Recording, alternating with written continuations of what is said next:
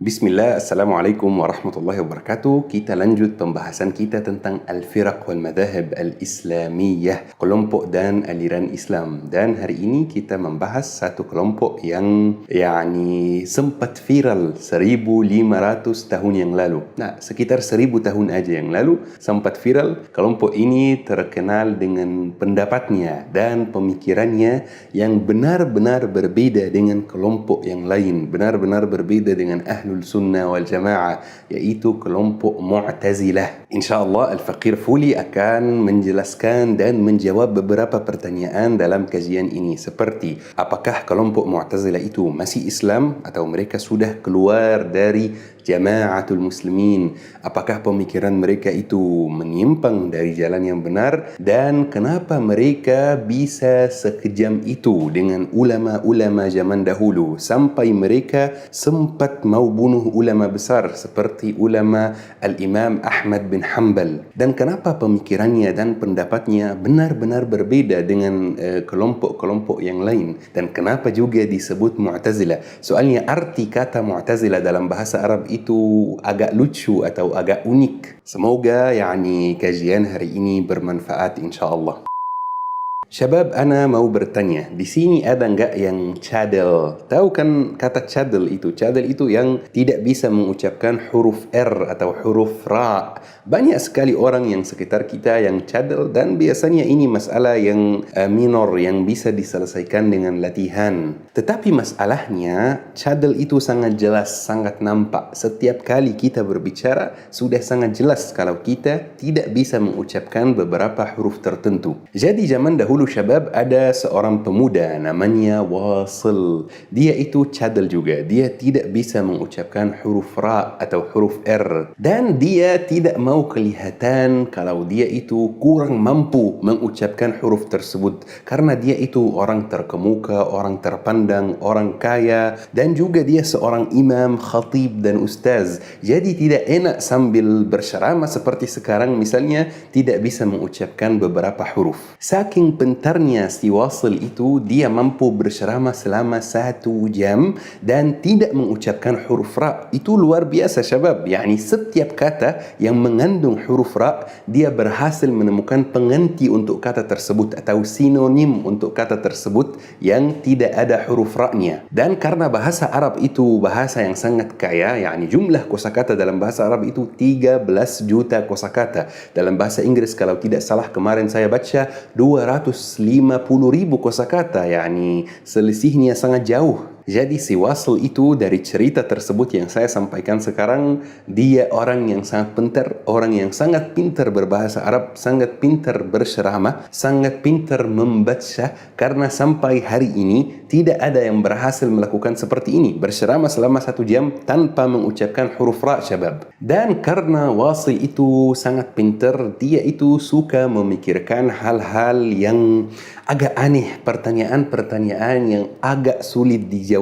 Dan karena dia orang kaya juga, jadi dia ada banyak waktu yang luang. Dia tidak butuh bekerja. Dia hanya menghabiskan waktunya untuk baca, belajar dan hadir majlis ilmu, untuk misalnya berceramah. Jadi syabab, ada pertanyaan yang di otaknya terus bikin dia penasaran. Ketika dia berceramah, ketika dia belajar, dia tidak bisa fokus gara-gara pertanyaan tersebut. Dan pertanyaannya adalah, pelaku dosa besar, pelaku Al-Kabair. Al-Kabair itu seperti zina misalnya, seperti menuduh wanita berzina padahal tidak ada bukti, seperti khamar. Jadi pertanyaannya itu, pelaku Al-Kabair, pelaku dosa besar, itu muslim atau kafir? Termasuk golongan muslimin atau termasuk golongan kafirin? Soalnya gini syabab, pelaku Al-Kabair itu sangat-sangat berani menolak dan menantang hukuman Allah, melaksanakan hal yang diharamkan oleh Allah subhanahu wa ta'ala. Allah subhanahu wa ta'ala berfirman, وَلَا تَقْرَبُوا الزِّنَا, janganlah kalian mendekati zina. Tetapi dia sangat berani mendekati zina, dan itu pasti bukan sifat seorang muslim. Jadi dia bukan muslim. Tetapi di waktu yang sama dia tidak pernah mengucapkan kalimat kufur, pelaku al-kabair itu.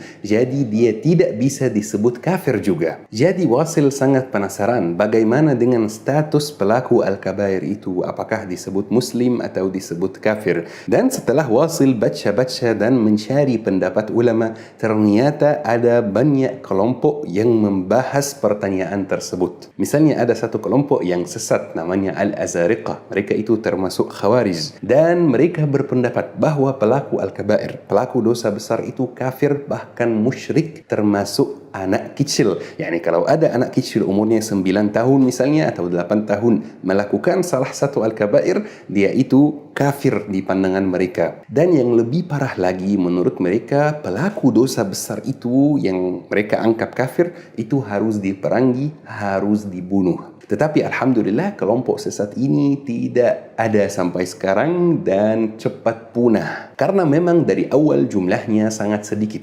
Ada satu kelompok lagi misalnya namanya Al-Nijdad. Kelompok tersebut pendapatnya terlihat baik, tetapi sebenarnya sangat bahaya. Mereka berpendapat bahwa tidak ada yang namanya dosa kecil dan tidak ada yang namanya dosa besar. Dosa besar itu adalah dosa yang disepakati oleh semua orang muslim bahwa dosa ini haram. Dan pelaku dosa besar yang sudah disepakati oleh semua orang muslim itu kafir dan harus dibunuh. Dan ini sangat bahaya karena orang muslim di seluruh dunia sejak zaman Nabi Muhammad sampai hari ini sudah sepakat kalau bohong itu haram. Tidak ada yang bilang bohong itu halal. Jadi bagi mereka itu bohong dosa besar. Dan alhamdulillah juga kelompok ini jumlahnya sangat sedikit dan sudah punah, sudah tidak ada. Karena ada aturan umum syabab, kelompok ekstrim itu cepat punah. Bukan hanya dalam Islam, karena masih ada kelompok ekstrim di agama-agama yang lain. Dan secara umum, kelompok ekstrim bakal punah suatu hari. Semoga kita dijauhi dari kelompok-kelompok yang seperti ini yang merusak kehidupan.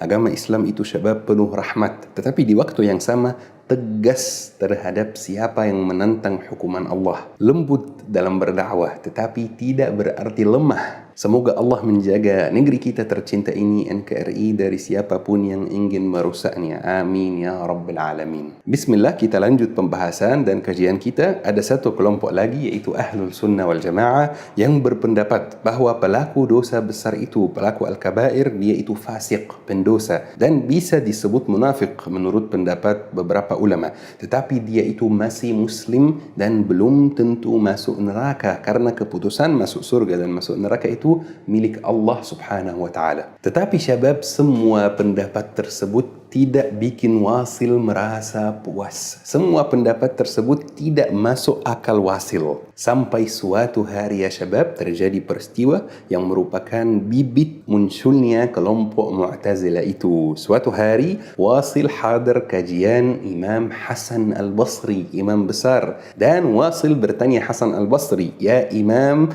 apa nasib dan apa status pelaku dosa besar, pelaku al-kabair?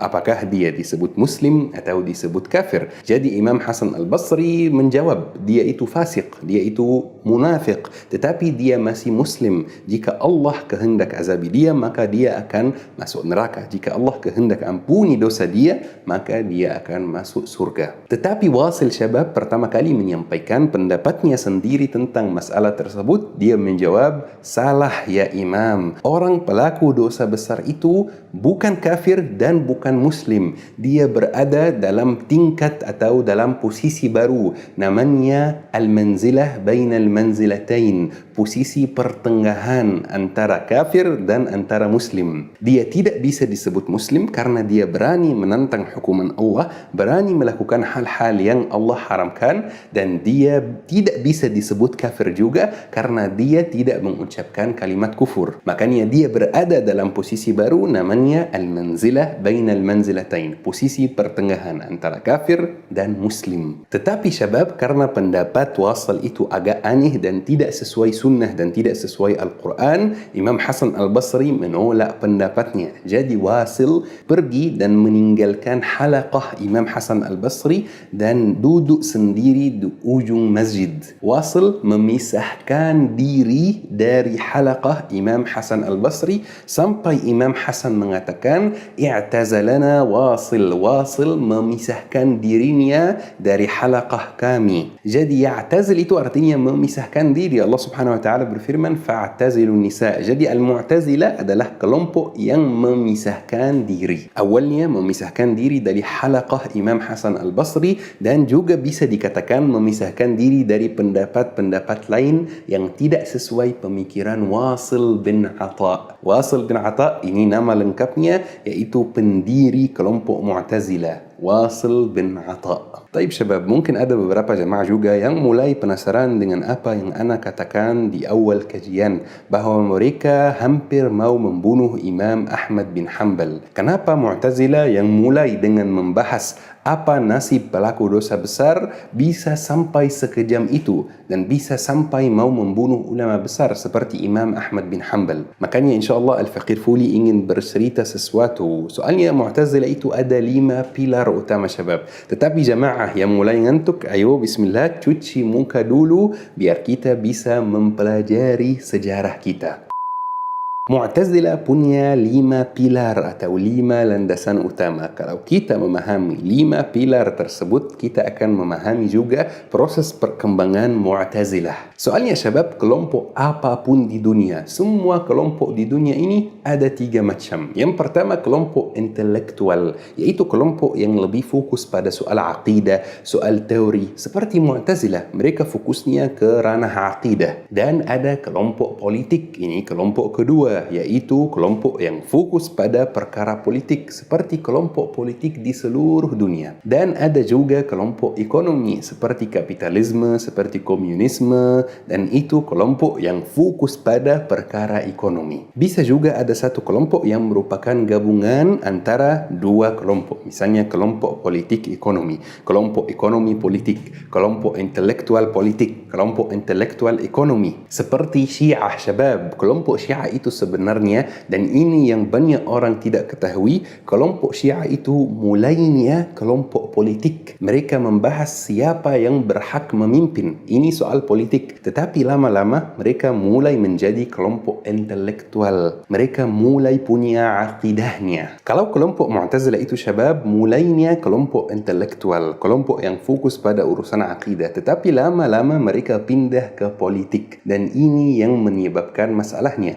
Karena mereka mulai menggunakan pilarnya atau mereka mulai menggunakan pemikirannya untuk menilai ulama dan warga yang lain. Karena sebenarnya Mu'tazilah itu syabab seperti yang ana katakan tadi punya 5 pilar utama. 5 pilar tersebut terlihat sangat baik tetapi isinya agak menyimpang. Biar ana jelaskan dulu. Pilar pertama adalah pilar tauhid dan kelihatannya sangat baik. Setiap muslim di dunia ini harus tauhid. Tetapi jangan salah paham syabab. Apa yang mereka maksud dengan tauhid itu sangat berbeda dengan apa yang kita maksud. Tauhid menurut Mu'tazilah adalah menolak semua sifat Allah yang mirip sifat manusia. Semua sifat yang hadis. Menurut mereka Allah tidak bisa berbicara, tidak bisa berkalam, tidak bisa mengucapkan kata-kata. Karena sifat berbicara itu sifat yang hadis. Sedangkan Allah itu qadim. Jadi kesimpulannya syabab, menurut mereka Al-Quran itu bukan kalamullah. Al-Quran itu makhluk Allah seperti kita. Makhluk yang bisa hidup, bisa mati, dan itu pasti sangat menyimpang. Jika jemaah tidak memahami masalah pilar pertama itu, tidak apa-apa, tenang karena memang ini bukan kajian aqidah. Jadi kita lanjut ke pilar yang kedua, yaitu keadilan Allah Subhanahu wa taala, dan itu juga terlihat baik. Tetapi menurut mereka keadilan Allah Subhanahu wa taala itu bahwa Allah tidak bisa memaksakan hambanya untuk melakukan sesuatu. Jadi hamba itu bertanggung jawab 100% atas perilakunya. Allah tidak bisa memaksakan sesuatu. sesuatu karena menurut mereka biar nanti hisabnya di akhirat adil, dan itu sangat menyimpang dan sangat tidak benar. Na'udzubillah min zalik. Dan pilar ketiga syabab adalah al-wa'du wal-wa'id, yaitu janji dan ancaman. Menurut mereka janji dan ancaman itu, jika Allah Subhanahu wa taala berjanji hamba A akan masuk surga, maka Allah wajib memasukkannya ke dalam surga. Jika Allah berjanji atau jika Allah mengancam hamba B akan masuk neraka, maka Allah wajib memasukkannya ke dalam neraka. Dan ini sangat salah syabab, karena yang pertama, tidak ada yang wajib bagi Allah Subhanahu wa taala. Allah Maha berkuasa. Dan yang kedua, dengan soal, dengan pilar janji dan ancaman itu, mereka tidak mengakui konsep syafaat. yakni tidak ada manusia yang bisa mensyafaatkan orang lain untuk masuk surga dan tidak masuk neraka, termasuk Nabi Muhammad SAW. Dan ini pasti menyimpang dari apa yang disebutkan dalam hadis sahih dan Al-Quran Al-Karim. Tetapi ini namanya menuntut ilmu, kita harus teliti dan kritik. Dan pilar keempat syabab yaitu adalah al-manzilah bainal manzilatain, yaitu posisi pertengahan, posisi antara kafir dan antara muslim, bahwa pelaku dosa besar, pelaku al-kabair itu tidak bisa disebut muslim, tidak bisa disebut kafir, dia itu berada di al-manzilah bainal manzilatain, yaitu posisi pertengahan. Dan pilar kelima syabab adalah al-amr bil ma'ruf wan nahy 'anil munkar. Ini artinya sudah sangat jelas. Dan pada awalnya konsep Mu'tazilah tentang amr bil ma'ruf wa nahy 'anil munkar itu mirip dengan konsep Ahlul Sunnah wal Jamaah, yaitu mengajak kebaikan dan menghindari kemungkaran. Tetapi dengan perkembangannya, lama-lama mereka menggunakan pilar atau konsep ini untuk memaksa pihak yang tidak sepaham dengan mereka agar menerima teori dan pilar Mu'tazilah. Dan dari sini muncul wajah jahatnya syabab ketika ada khalifah, salah satu khalifah di suatu hari, yang mengubah akidahnya ke akidah Mu'tazilah dan mulai mendekati ulama-ulama Mu'tazilah. Sehingga ketika ada ulama lain yang dicurigai tidak sepaham dengan Mu'tazilah, dia didatangi, diintegrasi, diajak debat, disiksa, dipenjara sampai dia menerima pemahaman Mu'tazilah. Khususnya soal khalqul Quran, Al-Quran itu makhluk Allah atau kalamullah. Dan soal ini dijadikan tes kesalihan dan keilmuan ulama lain. Jadi syabab semua Ahlul Sunnah wal Jamaah diajak debat, diajak diskusi Al-Quran itu makhluk atau kalamullah. Jika dia bilang Al-Quran makhluk, maka dia dibebaskan, dan itu pasti salah, Al-Quran bukan makhluk. Dan jika dia bilang Al-Quran itu kalamullah, maka dia diajak diskusi, diajak debat. Kalau dia masih menolak, dia dipenjara, dia disiksa sampai dia menerima bahwa Al-Quran itu makhluk. Kalau dia tidak mau menerima, dia dibunuh syabab. Dan itu yang terjadi dengan Imam Ahmad bin Hanbal. Beliau disiksa, dipenjara untuk menerima bahwa Al-Quran itu makhluk, tetapi beliau alhamdulillah tetap berpegang teguh pada ajaran Islam yang benar bahwa Al-Quran itu kalamullah. Beliau disiksa, dipenjara dan tidak diperlakukan dengan baik, tetapi alhamdulillah beliau berhasil menantang mereka sampai ada satu khalifah